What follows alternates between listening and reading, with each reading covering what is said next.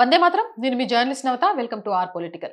విజయవాడలో సంచలనం రేపిన సాయి కృష్ణ అదృశ్యం కేసు దర్యాప్తు వేగవంతమైంది. సాయి కృష్ణ ఆచూకీ కోసం పోలీసులు స్వర్గపురి పరిసర ప్రాంతాల్లోని సీసీటీవీ ఫుటేజ్లను క్షుణ్ణంగా పరిశీలిస్తున్నారు.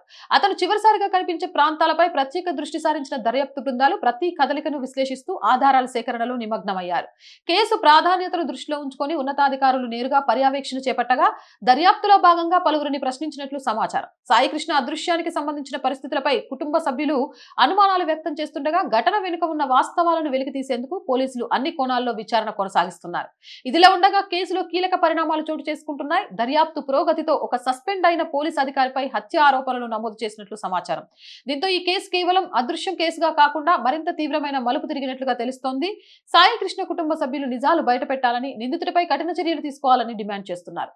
రాష్ట్ర ప్రభుత్వం కూడా ఈ ఘటనపై స్పందించి బాధిత కుటుంబానికి న్యాయం జరుగుతుందని హామీ ఇచ్చింది. జై హింద్, జై భారత్. అండ్ మోర్ వీడియోస్ కోసం our group of channels, our voice, our political, our Sanskriti channels ని వెంటనే సబ్స్క్రైబ్ చేయండి. కంటెంట్ బాగుంది అనిపిస్తే లైక్ చేయండి, షేర్ చేయండి, మీ అభిప్రాయాన్ని కామెంట్ చేయండి. అండ్ ఆర్థికంగా ఆర్ వాయిస్ కి మీ అందరి చేయుత చాలా చాలా అవసరం. ఆర్థికంగా సపోర్ట్ చేయాలంటే స్క్రీన్ మీద గూగుల్ పే, ఫోన్ పేతో పాటు అకౌంట్ డీటెయిల్స్ ఇచ్చాను. మీకు తోచిన సహాయాన్ని అందించండి.